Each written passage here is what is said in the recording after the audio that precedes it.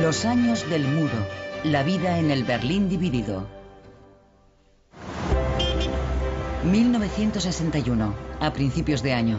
Berlín Oeste es una isla en medio de la República Democrática Alemana.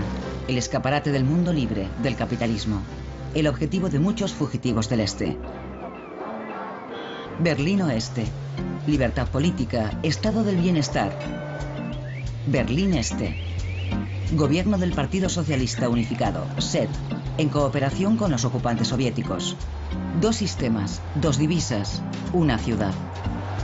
Miles de personas abandonan la RDA. Es una catástrofe. El país se desangra. Es verano. Los ciudadanos se divierten en la primera fiesta popular germano-estadounidense. Pero el ambiente se altera ante los rumores de que Berlín Este quiere cerrar las fronteras. El jefe de Estado de la RDA, Walter Ulbricht, los tranquiliza.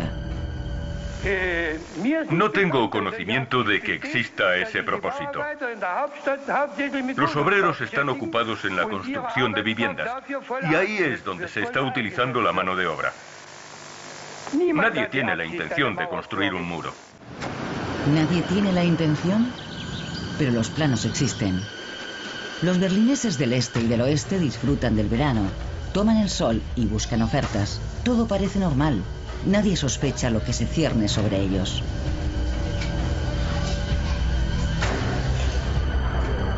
El 13 de agosto de 1961 comienza la construcción del muro. La policía de fronteras y el ejército cierran la frontera, colocan alambre de espino, levantan barricadas, hincan postes de hormigón. La separación entre el este y el oeste se consolida. Los berlineses observan perplejos desde ambos lados. Están paralizados. El alambre de espino y las barricadas dividen la ciudad y separan familias. Los berlineses empiezan a comprender lo que implica en sus vidas.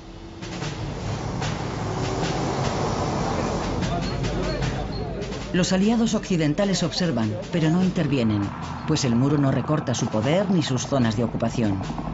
Sin embargo, los berlineses del oeste se sienten encerrados. El alcalde Willy Brandt está horrorizado.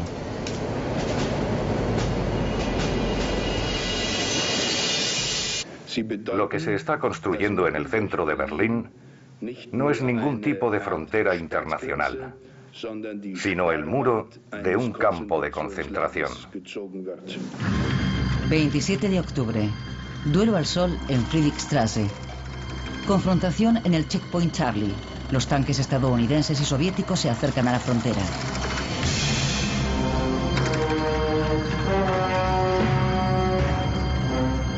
La policía del pueblo ha detenido y registrado a unos soldados americanos en Berlín Este, una infracción clara. Los estadounidenses y los británicos no quieren tolerarlo y la escalada militar parece posible. El mundo contiene la respiración. Tras 16 horas, todos los tanques se retiran. Ambas potencias se sienten vencedoras. 1962. Más de 20 personas han muerto ya intentando huir al oeste. En el aniversario de la construcción del muro a las 12, los berlineses occidentales lo dejan todo y durante 3 minutos recuerdan en silencio a los muertos. Después protestan a bocinazos.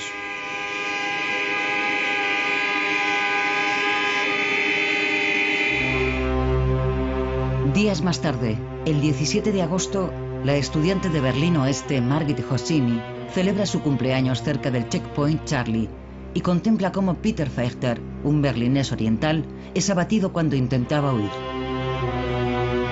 Yace gravemente herido en la franja de la muerte. Margit es testigo de su lenta agonía.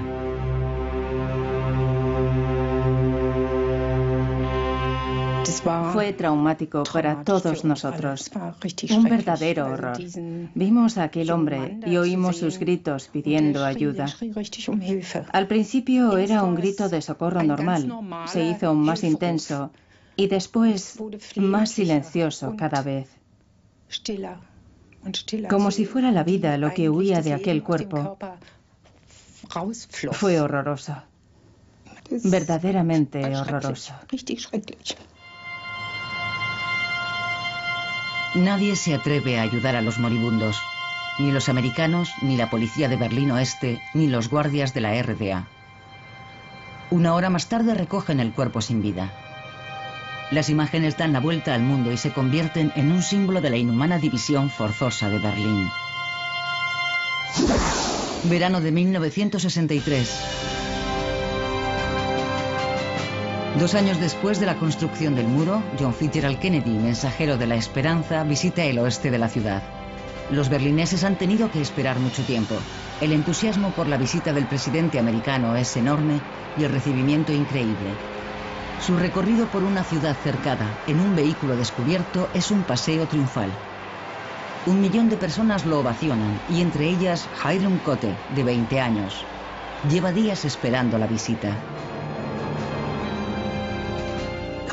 Era un hombre increíble, de verdad, un gran hombre y una gran persona, y vino a vernos a nosotros, a los berlineses, y nos dijo que todo el mundo estaba con nosotros. Fue una sensación apasionante. Cientos de miles de berlineses occidentales se reúnen ante el ayuntamiento de Schöneberg para escuchar el discurso. La gente espera un signo claro de la protección americana. Sus palabras liberan a los berlineses de muchos de sus miedos y se convierten en leyenda. Por eso, como hombre libre, es para mí un orgullo decir, yo soy berlinés.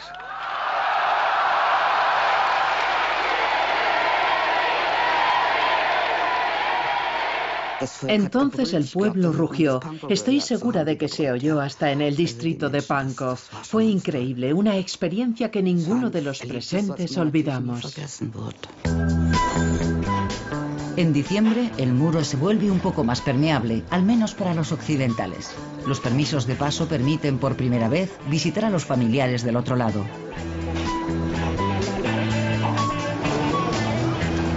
Cientos de miles de berlineses occidentales quieren cruzar y hacen cola durante horas y a pesar del frío ante la agencia emisora.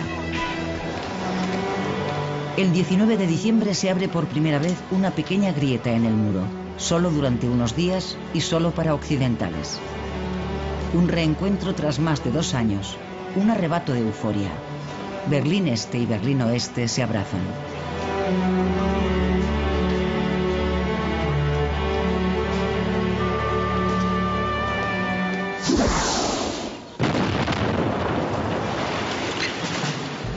Mientras, se siguen dinamitando las viviendas próximas al muro. Para los dirigentes de la RDA, están demasiado cerca de la frontera. Los edificios van dejando espacio para la Franja de la Muerte y para nuevas instalaciones fronterizas. La huida a través del muro es cada vez más difícil. Octubre. Una fuga espectacular. Unos estudiantes de Berlín Oeste excavan un túnel en la Barnauer Straße para llegar a Berlín Este. El túnel mide 145 metros de largo y está a 12 metros bajo tierra.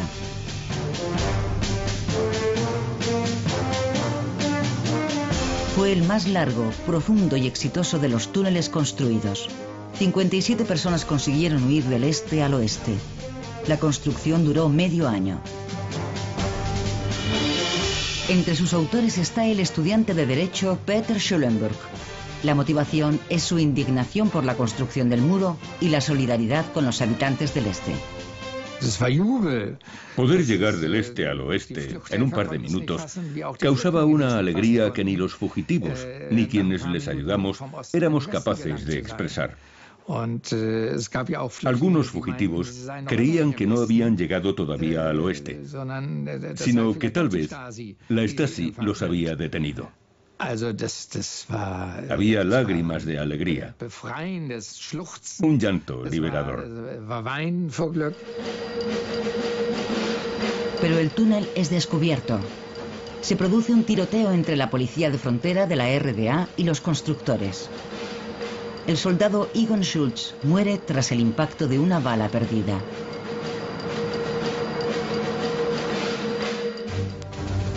En Berlín Este, el fallecido es considerado un mártir. El gobierno del SED utiliza el trágico desenlace como propaganda.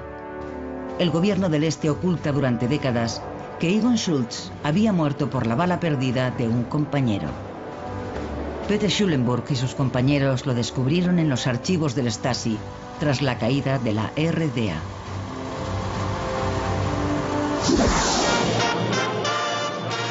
Se inaugura el Europa Center en la Breitscheidplatz, un nuevo símbolo de Berlín Oeste, el escaparate del occidente dorado. Con sus 86 metros de altura, es por entonces el edificio más alto de la ciudad. El orgullo de la sociedad de consumo, docenas de tiendas y restaurantes de sabor internacional. Y además, se ve desde el este. Pocos días más tarde, unos cazas atraviesan el cielo de Berlín. MiG soviéticos sobrevuelan la ciudad a baja altura. Muchos cristales se rompen, también en el Europa Center. El motivo de la amenaza soviética es una sesión parlamentaria celebrada en Berlín Oeste. Para la RDA es una infracción del Tratado sobre Berlín. Berlín Oeste no pertenece a la República Federal. Berlín Este bloquea entonces durante horas varios pasos fronterizos, ocasionando graves retenciones. ¿Cuánto tiempo llevan de viaje? Llevamos aquí 15 horas. Tanto tiempo que ya he perdido la cuenta. La sesión se celebra según lo previsto, a pesar de los esfuerzos por impedirla. El derecho del Parlamento Federal a reunirse en Berlín es inviolable. Los aliados occidentales no comparten esta opinión. Para evitar confrontaciones, prohíben que el Parlamento vuelva a reunirse en Berlín Oeste. 2 de junio, Berlín Oeste extiende la alfombra roja para el Shah de Persia. Para el monarca y su esposa Farah Diba se utiliza el máximo nivel de seguridad. Hubo protestas estudiantiles, no solo contra la ley de emergencia y la guerra de Vietnam, sino contra todas las dictaduras, estuviesen en Grecia o en Irán. En el ayuntamiento de Schöneberg, el Shah se dispone a estampar su firma en el libro de oro de la ciudad, mientras en la calle un coro de voces lo acusa de asesino, y un grupo de iraníes ataca con tablones a los manifestantes. La policía de Berlín Oeste tarda en intervenir para impedir la agresión. Por la tarde, el Shah acude a la ópera para ver la flauta mágica de Mozart. Es insultado de nuevo. La policía recibe la orden de expulsar a los manifestantes, permitiendo usar la porra. Hacia las 8:30 se oye un disparo. El sargento Karl-Heinz Kurras ha derribado a un estudiante. El joven se llama Benno Ohnesorg. Los esfuerzos por salvarlo son inútiles y muere esa misma noche.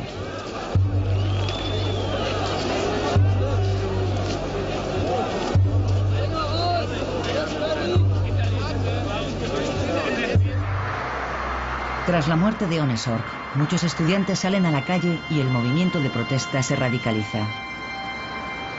El famoso 1968 empezó el 2 de junio de 1967. El cadáver de Ohnesorg viaja hasta Hamburgo acompañado por más de 15.000 personas.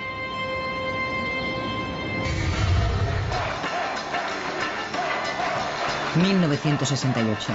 La avenida Kurfürstendamm acoge manifestaciones contra la guerra de Vietnam, la editorial Springer, la dictadura griega, los tanques en Praga, las leyes de emergencia. El 17 de febrero, durante una protesta contra la guerra de Vietnam, el centro de Berlín Oeste vuelve a ser el escenario de un enfrentamiento. Algunos berlineses mayores, marcados por el aislamiento de la ciudad y el apoyo de Kennedy, quieren impedir que esos jóvenes y sus ídolos mancillen su fidelidad a los Estados Unidos.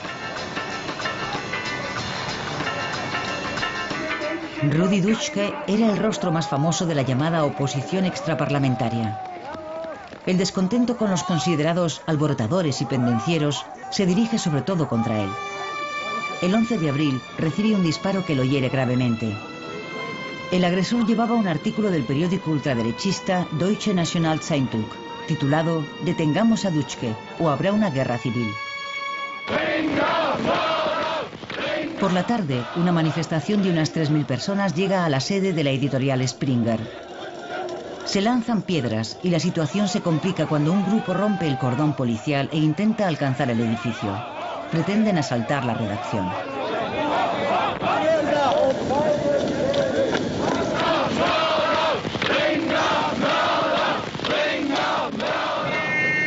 Consiguen asaltar el edificio y destrozan e incendian varios vehículos para impedir la distribución de los periódicos de Springer. La policía recupera el control de la situación con gran esfuerzo. Al día siguiente, la sede de Springer aparece rodeada de alambre de espino. El enfrentamiento entre la sociedad de Alemania Occidental y su juventud rebelde se intensifica. 1970. Nace la RAF, facción del Ejército Rojo. Horst Mahler y Ulrike Meinhof organizaron la huida del presidiario Andreas Baader. El izquierdista radical Baader, que cumple condena en Berlín Oeste, es visitado por la periodista Ulrike Meinhof, que se dispone a escribir un libro a medias con él. Su abogado Horst Mahler organiza una reunión fuera de la penitenciaría. Según los informes, los secuestradores lanzaron gas lacrimógeno por la puerta de la facultad, obligaron a los trabajadores a apartarse y liberaron a Baader utilizando armas de fuego. La liberación de Baader ha sido un éxito de la RAF. La conocida periodista de izquierdas, Ulrike Meinhof, pasa a la clandestinidad mientras el abogado Horst Mahler cambia de bando en varias ocasiones. El grupo viaja a Beirut con pasaportes falsos desde el aeropuerto de Schönefeld, en Berlín Este. Los agentes de frontera orientales se dieron cuenta de la falsificación, pero no actuaron, ayudándoles a huir. El 29 de septiembre de 1970, la RAF realiza un ataque sorpresa triple. Asaltantes enmascarados atacan a la vez 3 bancos de la ciudad. La policía encontró una bolsa de papel con abrigos, chaquetas y máscaras hechas con gorros de lana. El abogado Horst Mahler fue detenido. Otros miembros de la RAF consiguieron huir. Por primera vez, el terrorismo es una amenaza internacional.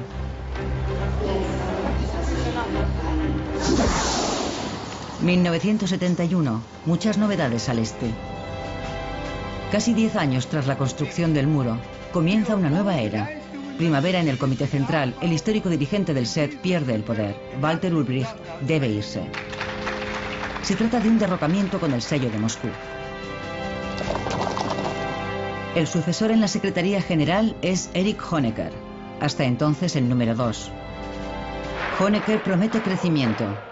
Debe haber progreso en todos los sentidos. La esperanza del acercamiento. Las 4 potencias vencedoras llevan meses negociando en el edificio del antiguo Consejo de Control Aliado en Berlín Oeste. 25 años después del fin de la guerra, la situación de Berlín, especialmente de Berlín Oeste, debe aclararse. El 3 de septiembre de 1971, Estados Unidos, Reino Unido, Francia y la Unión Soviética firman un acuerdo cuatripartito. Es un logro histórico. Bien está lo que bien acaba. El acuerdo cuatripartito regula el estado de la ciudad dividida, la libertad de movimiento y la relación entre Berlín Oeste y la República Federal, sus vínculos políticos y de transporte. Tras el acuerdo se firman otros convenios, como el Acuerdo sobre el Tráfico, que facilita los viajes para los berlineses occidentales, garantizando la libertad de movimiento entre Berlín Oeste y la República Federal. Nuevas libertades que incluso el famoso playboy berlinés Rolf Eden acoge con entusiasmo.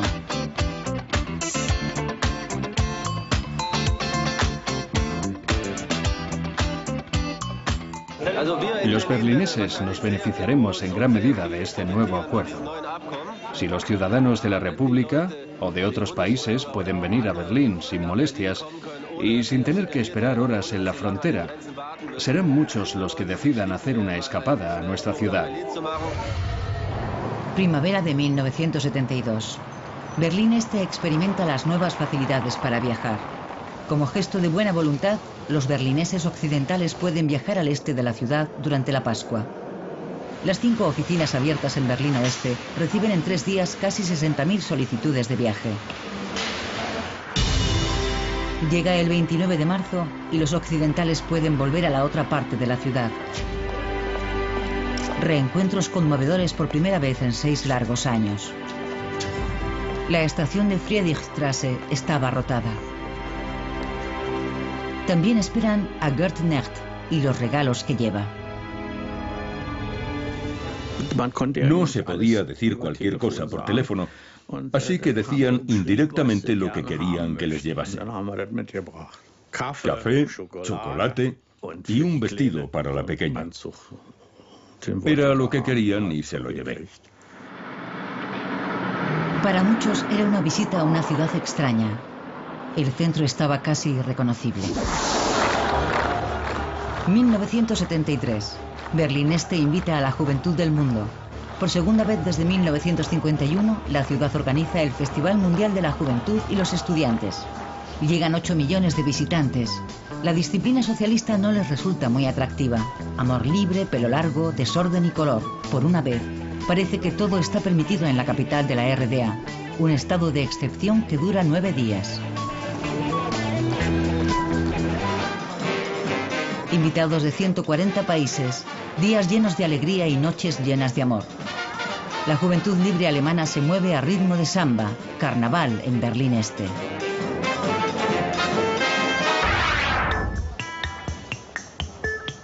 El colorido del consumo occidental llega a Berlín Este. Las Intershops, tiendas con productos occidentales para divisas occidentales, hasta ahora solo para turistas, abren sus puertas a los ciudadanos de la RDA. Deben pagar con marcos occidentales y el dinero enviado por los familiares se transforma en café, chocolate o tabaco. También la periodista de Berlín Este, Regine Silvester, descubre el mundo del consumo. En las tiendas siempre había estantes vacíos. No había tantos productos ni eran tan brillantes.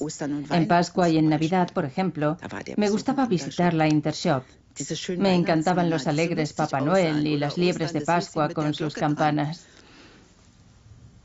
Es curioso, pero despertaron en mí un gran entusiasmo. Las dos repúblicas entablaron relaciones diplomáticas oficiales en mayo. El representante ministerial de Bonn, Hans Otto Bräutigam, se reúne con una unidad avanzada en Berlín Este. Su lugar de trabajo está en obras.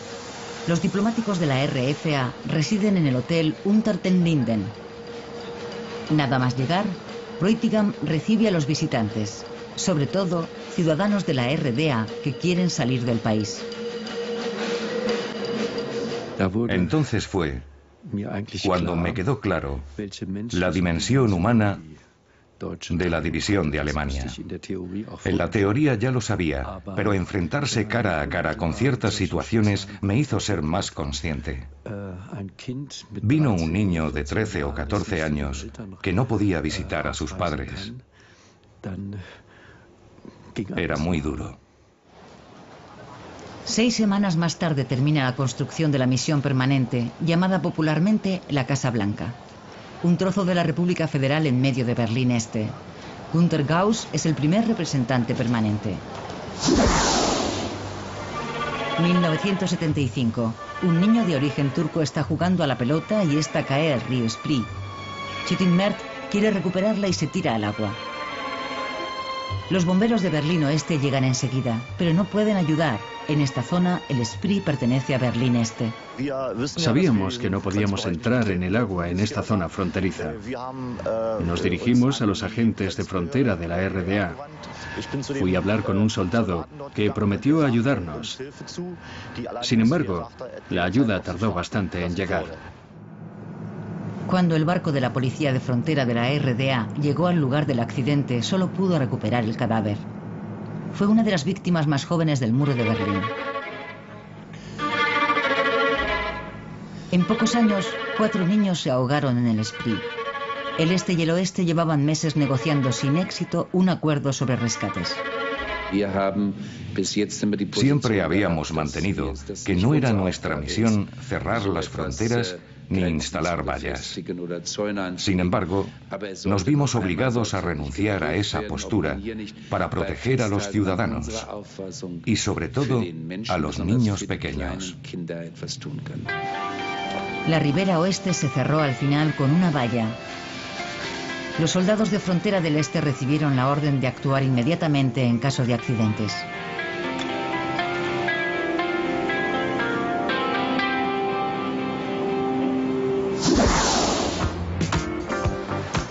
En Helsinki, 35 estados firmaron el acta de la Conferencia sobre la Seguridad y la Cooperación en Europa, la RDA entre ellos.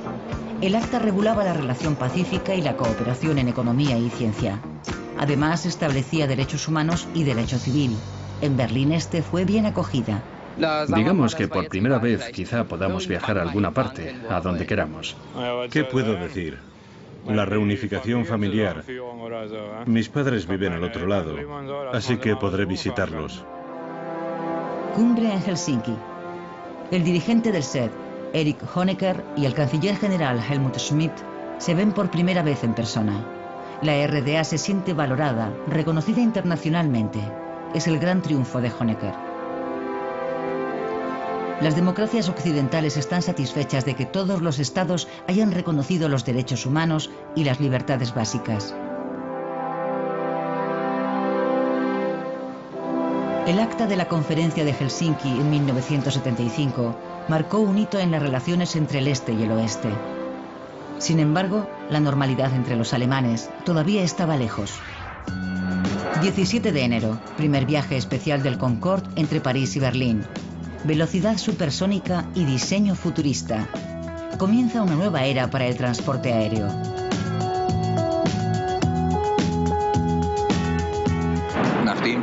Tras la vuelta de honor del Concorde sobre el cielo de Berlín, tomó tierra a las 9:45. Miles de berlineses esperaron durante horas a pesar del frío para poder echar un vistazo al interior del avión. El Concorde, una visita infrecuente en Tegel. Para los vuelos a Europa desde Berlín Oeste, el avión supersónico es demasiado caro. El 23 de abril se inaugura el Palacio de la República. Este impresionante edificio de la antigua Plaza Schloss es la nueva joya de Berlín Este.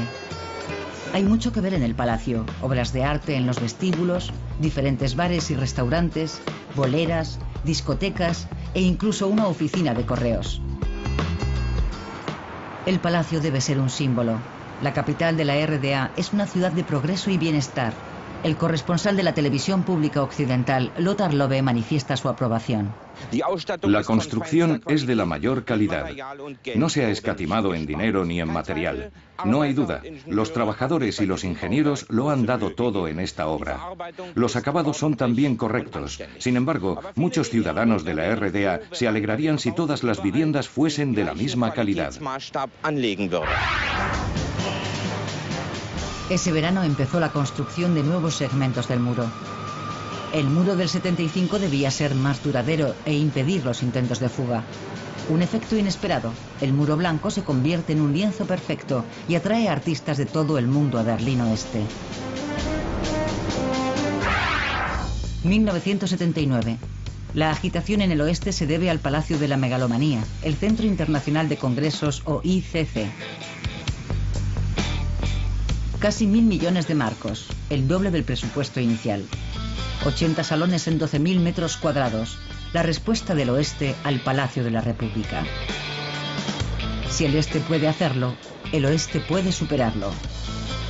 A la inauguración del mayor centro de congresos de Europa acudieron personalidades de todo el mundo. Solo los invitados de la RDA se excusaron. Con el ICC se ha inaugurado un nuevo capítulo en la historia de Berlín. El presidente Walter Scheel espera que este capítulo tan caro sea un gran éxito. Celebridades como Udo Jürgens acudieron a la fiesta. Una dura batalla por los canapés en el nuevo edificio del oeste. Las palabras de elogio se repetían en esa velada histórica. El actor Harald Junke, toda una institución, se mostró impresionado. Desde fuera se parece un poco a la nave Enterprise, pero el interior, como puede apreciarse, es un lugar muy vivo y animado, lleno de posibilidades para la comunicación. Es muy importante para Berlín. Al otro lado del muro, alegría por decreto. Siempre hay algún motivo. Esta vez es la reunión de Pentecostés de la juventud. En 1979, el lema son los 30 años de la República Democrática Alemana. No se escatima en gastos ni en esfuerzo. Pero el aniversario no solo se celebró con fiestas. La Asociación de Escritores de Berlín Este, junto con el partido y el Ministerio para la Seguridad, organizó un juicio contra 9 espíritus críticos. Entre ellos, famosos escritores como Stefan Heym, Klaus Schlesinger o Rolf Schneider. De 400 escritores, 350 votaron por la expulsión de sus compañeros. Eso les impidió ejercer, pues solo los miembros de la asociación podían publicar en la RDA. Schneider, de 47 años, pierde su fuente de ingresos, pero eso no es todo. Nos condenaron al ostracismo. No es un proceso agradable para los implicados y mucho menos para nuestros familiares. Yo tenía hijos en edad escolar que heredaron las consecuencias, que sufrieron verdaderos abusos, no por parte de sus compañeros, sino de los profesores. Era un sistema perverso. El mundo ideal del socialismo. El 7 de octubre se celebran los 30 años de la República. El jefe del Kremlin, Leonid Brezhnev, y su anfitrión, Erich Honecker, unidos en un beso fraternal. Brezhnev y Honecker codo con codo. Comienza una gran celebración. Pero el teatral desfile por Berlín Este, a un tiro de piedra del muro, tiene un aire anacrónico, anticuado. La procesión de antorchas por Unter-den-Linden trae desagradables recuerdos del pasado.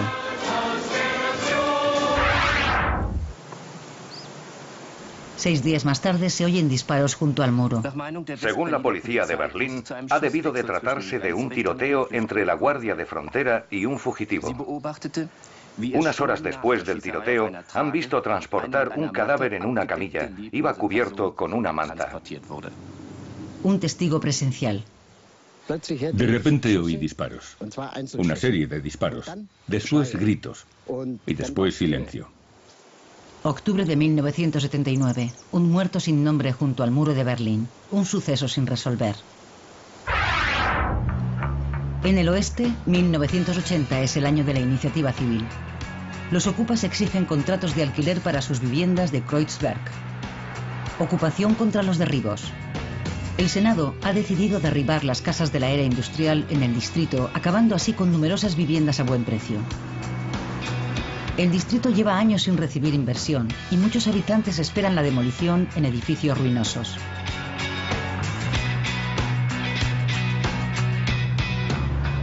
Barrios enteros desaparecerán.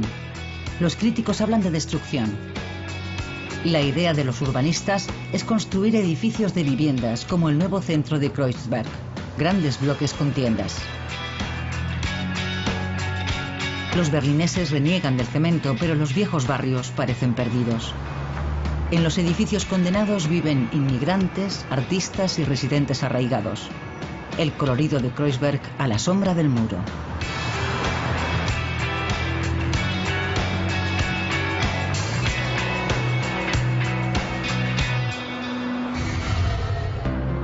Mayo de 1981. Elecciones anticipadas en Berlín Oeste. El proceso electoral da vida al Parlamento de la ciudad. Por primera vez obtiene representación la lista alternativa, los Verdes de Berlín. Además, tras 2 décadas y media, la Unión Demócrata Cristiana recupera la alcaldía con Richard von Weizsäcker. El senador de Interior es Heinrich Blumer, un político controvertido. Mientras unos valoran su compromiso, otros temen su dureza. Espero que todo mejore con el nuevo Senado. También el problema de la ocupación de casas. Los criminales se ocultan allí. Hay que hacer algo cuanto antes. Que Blumer sea el responsable de Interior es una buena noticia. Una mala noticia para los ocupas y otras buenas personas. En septiembre se recrudece el enfrentamiento entre el Senado y los ocupas. El senador de Interior, en una demostración de fuerza, manda desalojar 8 casas en un mismo día. Hubo porras y gas lacrimógeno, adoquines y barricadas, duras batallas campales. Heinrich Blumer estaba presente. En una de las casas desalojadas concedió una conferencia de prensa en la que se mostró muy duro, una provocación.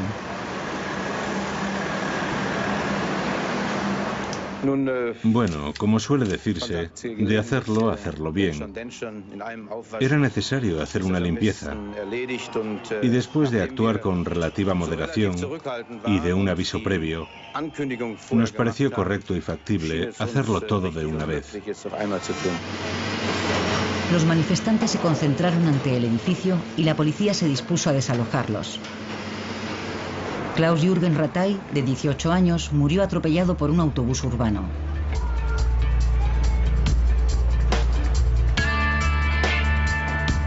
La muerte del manifestante causó una gran conmoción.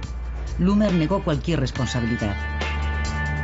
Al principio de esta horrible semana de violencia, hubo lanzamientos de piedras y bolas de acero, cristales rotos y mucho más. No fue la policía quien sembró la violencia, son otros los responsables. Buenas tardes. Según la prensa de Berlín Oeste, el pasado domingo se produjo una muerte en el paso fronterizo de Drewitz. El Berliner Morgenpost informa hoy de que un conductor de 45 años, originario de Asendorf, en la comarca de Diepholz, Baja Sajonia, quedó malherido durante un interrogatorio en el puesto fronterizo de la RDA. Rudolf Burkert murió de un infarto durante un interrogatorio. Su muerte fue un lastre para las relaciones entre los dos estados. 2 semanas más tarde, otra persona fallece a causa de un fallo cardíaco durante los trámites aduaneros. Los viajeros cruzan la frontera con un mal presentimiento. No me gusta cruzar. ¿Por qué? Las medidas de seguridad en la frontera son un poco duras. Uno siente alivio cuando cruza, como cuando se va la niebla. Usan técnicas de terror, pero yo lo veo normal.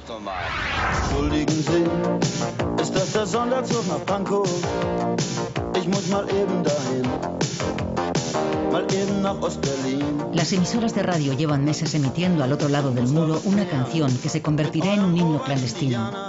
Tren especial a Pankow. El rockero alemán Udo Lindenberg se autoinvitaba de forma irreverente a Berlín Este. ¿Se trata de una provocación? De cualquier modo, pone a los dirigentes del SED en una situación incómoda. Al final, Udo canta en el Palacio de la República. Puedo cantar lo que quiera. No me dirán, como algunos se imaginan, que cante solo una u otra canción. No. Y que diga esto o lo de más allá. No se puede castrar al Lindy. No, eso no puede ser. Puedo decir y hacer lo que quiera. En realidad, el Lindy no pudo hacer todo lo que quiso. El gobierno de la RDA preparó un espectáculo propagandístico, Rock por la Paz. Cientos de fans esperaban a su ídolo ante el Palacio de la República. Se habían esforzado en vano por conseguir entradas para el concierto. Los asistentes son casi todos importantes miembros de la juventud libre alemana. Y eso garantiza el descontento. Mientras Udo Lindenberg se presenta ante el público elegido, fuera comienzan las detenciones. El rockero no se entera de lo que sucede. Für den Frieden und für alle Menschen in der DDR.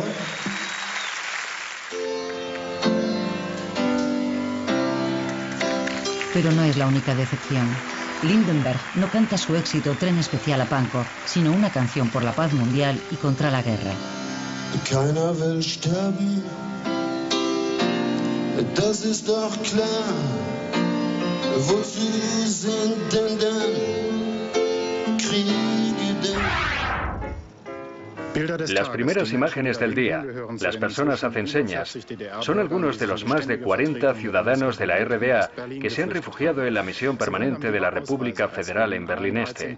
Quieren forzar su salida del país, incluyendo a 13 niños. Las imágenes llegan a la RDA y provocan una reacción en cadena. Inge Albrecht, una berlinesa oriental de 20 años, tiene a sus espaldas varios intentos de fuga frustrados. Una amiga la convence para probar suerte en la misión permanente. Ella había oído en las noticias que había refugiados en la embajada, así que tomamos la decisión en solo un par de días. Son 2 de las más de 50 personas que desean salir del país y se hacinan en la misión permanente. La situación es insostenible. Nadie está preparado para alojar y proteger a tantas personas.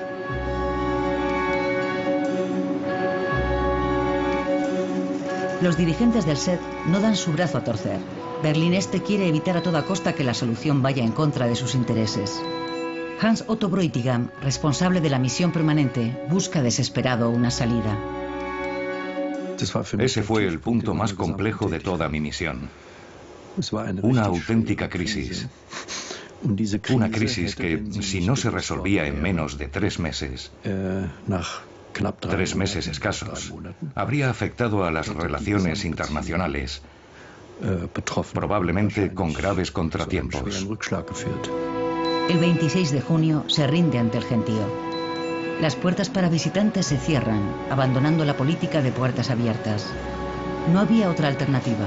A finales de julio se alcanza una solución para los 55 refugiados que siguen en la misión. Tras duras negociaciones, Berlín Este les garantiza la impunidad y el viaje inminente al oeste, pero debían salir del edificio.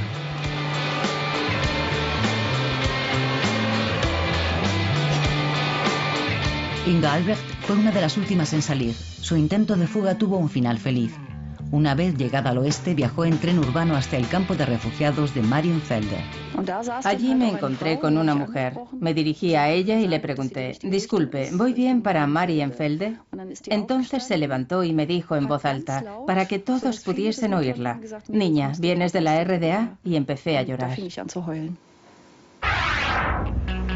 1986.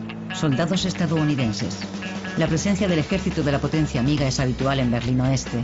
Con sus tiendas, restaurantes y discotecas han trasladado parte de su país a Berlín. Katia Bahadori, berlinesa de 19 años, suele ir a la Belle con su novio estadounidense. La música era genial, cosas que aquí no se oían, recién llegadas de Nueva York. La noche del 5 de abril, Katia Bahadori está en la Belle. Poco después de la 1:30 explosiona una bomba en medio de la discoteca. Todo estaba oscuro, no se veía nada. Por lo visto se me rompieron los tímpanos, así que viví toda la experiencia como si estuviera debajo del agua. Fue muy rápido, pero también parecía suceder a cámara lenta, tan irreal como un sueño. La verdad es que estaba tranquila. Recuerdo que pensé, bueno, ahora te mueres. La pista de baile está llena de escombros. El atentado más grave de la historia de Berlín causó 3 muertos y 250 heridos. También Katia Bahadori fue trasladada al hospital con graves lesiones. La policía supuso que los responsables habían llegado de Berlín Este. Los americanos responsabilizan del atentado al jefe de Estado libio, Gaddafi. 1987. Berlín cumple 750 años y celebra su aniversario, en el este y en el oeste. ¿Quién tenía más que ofrecer? La capital de la RDA empezó la guerra cultural con un acto oficial y el himno nacional.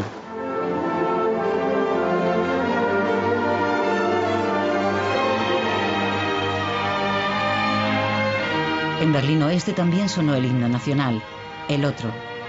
Erich Honecker, aunque estaba invitado, no asistió. El motivo, el canciller. La división de Berlín, de Alemania y de Europa, de esto estoy seguro, no perdurará en la historia. El gobierno del Este se sintió insultado por esas palabras y devolvió inmediatamente la invitación del alcalde Eberhard Diepgen. Teatro político en lugar de ambiente festivo.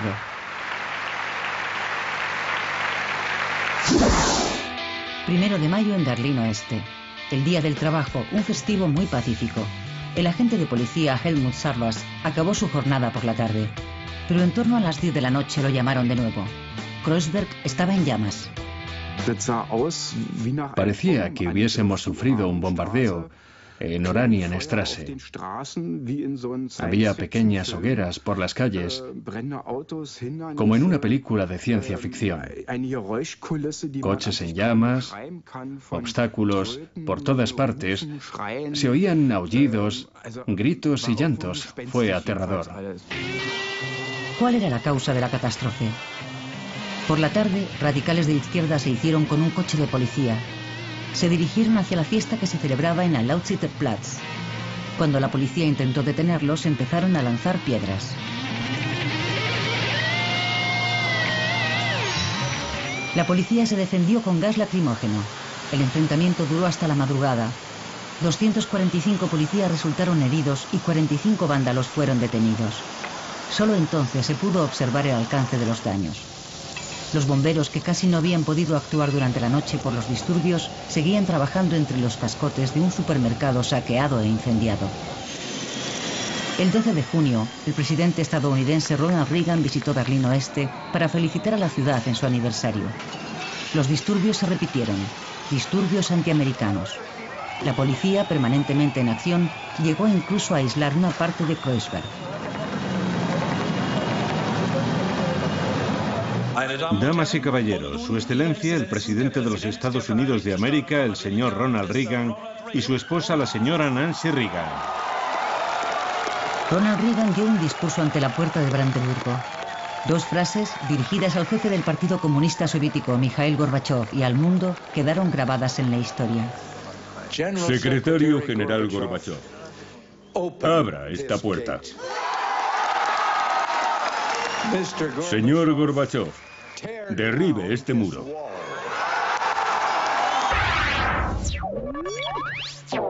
Pero volvió a haber muertes.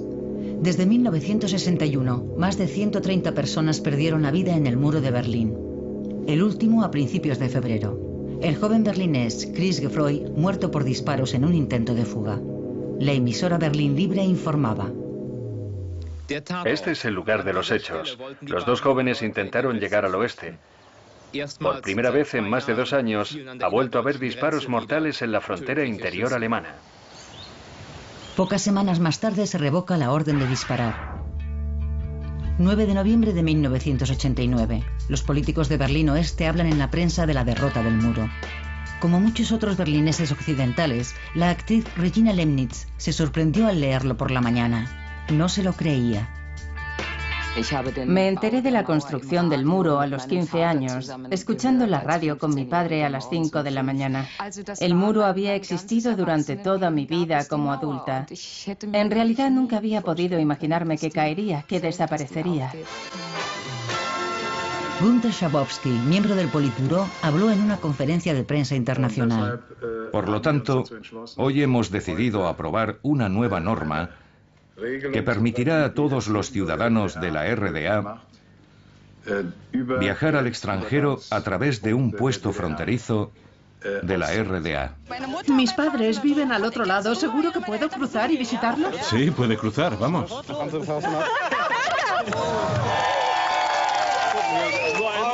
Dios mío, podemos cruzar. La locura empezó esa noche en el paso fronterizo de Bornholmer-Straße. Se levantó la barrera.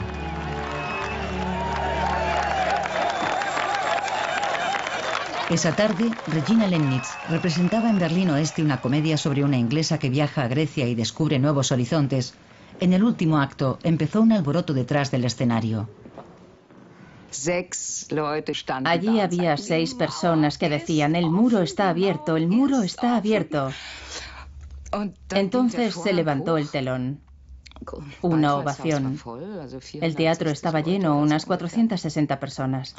Entonces rechacé los aplausos con un gesto. Todavía me emociono al pensarlo. Y dije: acaban de decirme que no solo es posible, viajar de Inglaterra a Grecia, sino también de Berlín Este a Berlín Oeste. El muro está abierto. Mi frase atravesó el teatro como una exhalación. Entonces, la emoción me embargó.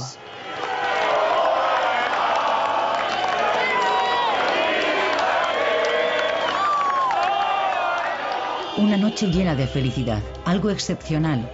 El este abraza al oeste. Esa noche quedó claro, el muro se cae. El muro se cae.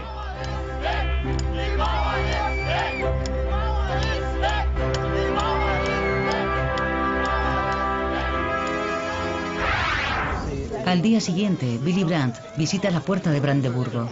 En 1961, como alcalde, había presenciado la división de la ciudad.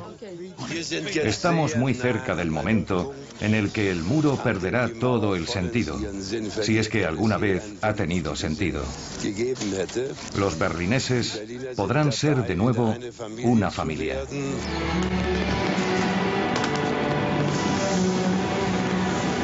Y por primera vez en 28 años, los berlineses celebran juntos el fin de año.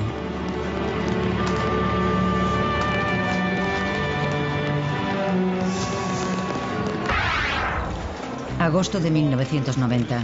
El canciller Kohl se reúne con el ministro presidente de Messier. El proceso de unificación está en marcha. Las 4 potencias vencedoras de la Segunda Guerra Mundial han acordado devolver la soberanía a Alemania.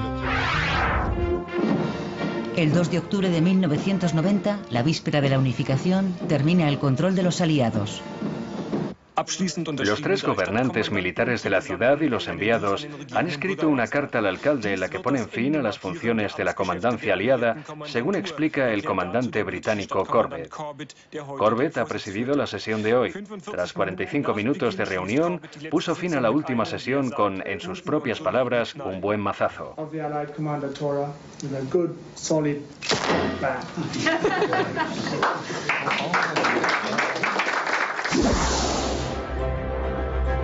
Berlín, la ciudad del muro, se convierte en la ciudad de la unidad. Una imagen histórica. A las 0 horas del 3 de octubre, la República Democrática Alemana se integra en la República Federal Alemana.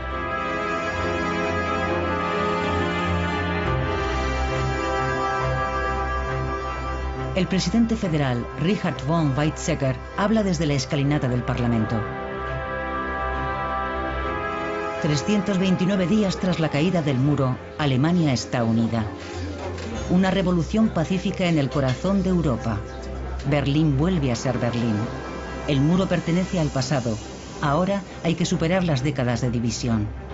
Las 2 partes buscan un futuro común a pesar de su pasado divergente. Berlín, una ciudad camino de convertirse en metrópoli de la Europa unida.